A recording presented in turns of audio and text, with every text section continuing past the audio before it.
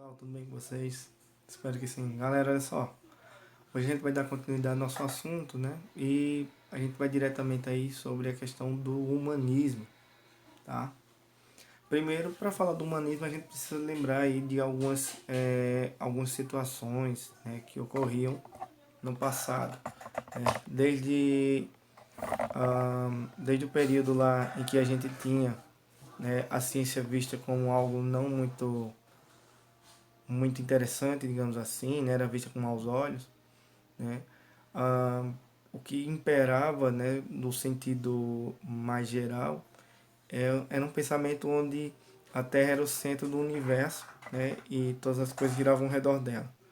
Esse pensamento ele existia com a funcionalidade de entender que por ter o ser humano no planeta Terra, todas as demais coisas deveriam, né, funcionar em torno desse ser humano, né, respeitando aí, é claro, a ideia de superioridade humana, né, a superioridade da raça humana. Então, nesse momento, o que você vai perceber é que existia um sentimento muito forte, né, pautado aí sobre a questão do ego humano, tá? Esse período também ele vai desenvolver uma prática chamada de egocentrismo, né, que é o que o ego ser humano, né, acima de tudo, ou seja, todas as coisas devem cooperar, né, para que o ser humano se desenvolva melhor. É claro que a gente está falando de um período onde a Igreja Católica, né, que não tem nenhuma relação com a Igreja atual, apesar de ter surgido no mesmo ambiente, né, e ter se prolongado até os dias de hoje, mas a relação de organização é totalmente diferente. E acontece que naquele momento, né, o egocentrismo, ou seja, o ego do homem no centro de todas as coisas, né, fez com que as ciências também criassem teorias baseadas nisso aí.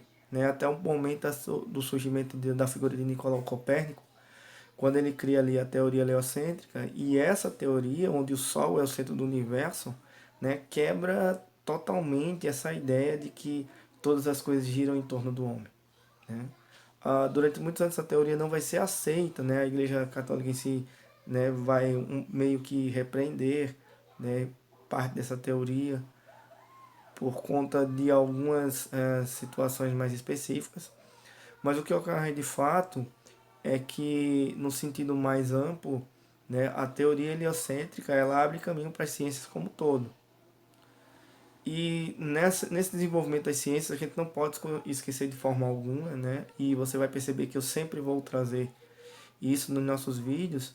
A gente não pode esquecer de forma alguma, né, das figuras, né, de Tomás de Aquino, né, e Santo Agostinho, né? E você pode chamar ele de Agostinho de Hipona, né?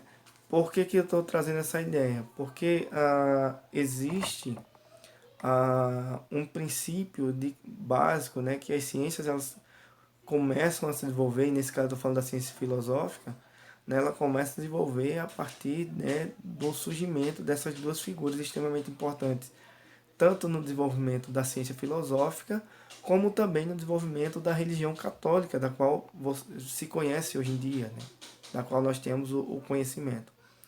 E aí, galera, o que acontece? Ao longo dos anos, né, você tem essa ideia, né, de se pensar principalmente nos astros, nas estrelas, né, de como eram perfeitos, a questão da natureza, né, o olhar pela natureza, né, de ser algo considerado até que divino, né, e a questão humana ela é meio que deixada de lado, né, então você vai perceber que há uma valorização, né, das questões naturais, mas o que acontece? Com o desenvolvimento das ciências, das artes, né, e com o surgimento de uma figura muito importante para a gente chamada Leonardo da Vinci, o que a gente percebe é que há um retorno, né, desses princípios humanísticos. Né? Então a ideia, né, de organizar, de desenhar, de representar melhor o ser humano, né, dar características a ele, características mais notórias, né, isso se faz presente. Né? Então essa ideia ela é retomada a partir das ideias, né, de Leonardo da Vinci, ou a partir dos traços de Da Vinci, Mas essa ideia não vai ficar presa a Da Vinci, é claro. Então vamos lá, diretamente o texto então ele tem aí, ó. O humanismo caracterizou-se pela importância dada ao ser humano. Em vez de valorizar uma personalidade divina, né, os humanistas aumentaram a participação do indivíduo na sociedade. Ou seja, o que ele está dizendo?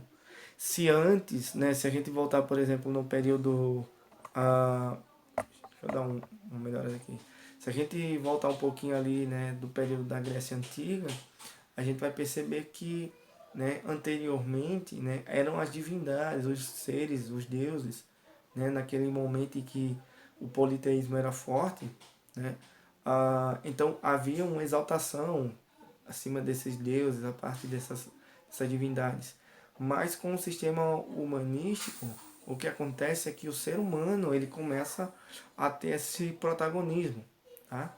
Então ele vai continuar aí, ó, reconhecendo que ele é o ser especial para todas as atenções, né? E que todas as atenções devem ser voltadas para ele. Ou seja, ele coloca o ser humano no centro de todas as coisas, né? Só que percebam, aí agora você coloca o ser humano em si como centro de todas as coisas. Esse pensamento ele é muito complicado. Por quê? Porque retorna ou traz à tona aquela ideia que todas as coisas giram em torno do ser humano. Mesmo que quando a gente olha, por exemplo, do ponto de vista científico, né, o ser humano ele ganha uma notoriedade, uma expressividade. No ponto de vista das artes, né, os traços dos desenhos a respeito do ser humano, eles ganham uma melhoria, né? Mas o que acontece é que isso se torna algo complicado, né? Aí vai trazendo o texto de vocês, né? Por que essa mudança de pensamento é tão drástica? Porque o ser humano é o responsável pelo trabalho, pelas guerras, pelos amores, pelas paixões, pelos relacionamentos, pela produção cultural. Tudo isso é produto das ações e decisões humanas. Ou seja, perceba que o texto ele já começa falando assim, ó, o ser humano é responsável por tudo, né? Ele é responsável aí pelo trabalho, mas ele também é responsável pela guerra, né? Ele é responsável pelo amor, pelas paixões, pelos relacionamentos, né? Mas ele também é o responsável aí pelas mortes, por exemplo, né? Os seres humanos fazem parte aí da única espécie animal que mata seres, né, da própria espécime sem um motivo real, né? Então essa é uma ideia importante. E aí ele continua, né? Esse reconhecimento é uma mudança grandiosa do pensamento vigente, né? Passou-se então do teocentrismo para o antropocentrismo, né? E ele coloca aí teoria que substitui, né, o teocentrismo ao inserir o ser humano no centro das reflexões do pensamento, dando-lhe notoriedade e tornando um ser especial. Em resumo, gente, o que ele está querendo dizer é o seguinte, é que antes nós tínhamos divindade como todas as coisas giravam em torno das divindades, né? A partir do antropocentrismo, nós temos os seres humanos como centro, então todas as coisas devem girar, né, ao redor do ser humano. Então, na verdade, o que ele está colocando é que os seres humanos acabam se tornando verdadeiras divindades, onde todo mundo deve servir a ele. Esse pensamento, gente, ele vai dar origem, né, à forma de explorar, por exemplo, a natureza na qual nós vivemos hoje em dia, né, explorar a economia.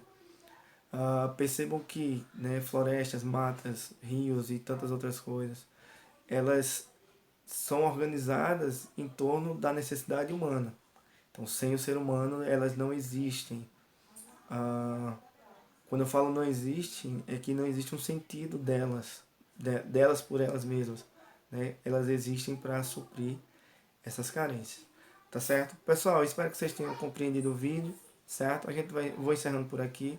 Não esquece de curtir o vídeo, tá? De comentar, vai lá nos comentários e comenta lá no vídeo, tá? Compartilha seu vídeo aí com os colegas.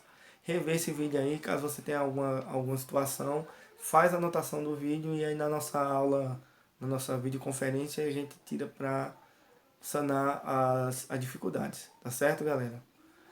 Antes de encerrar, esse exercício que vocês vão encontrar aí do Conexão, gente, tá certo?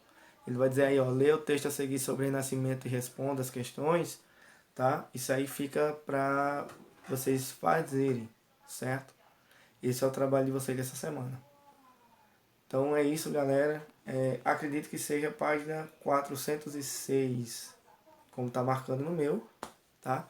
Então responda esses exercícios aí e a gente se vê logo logo. Valeu, pessoal. Um abraço. Tchau.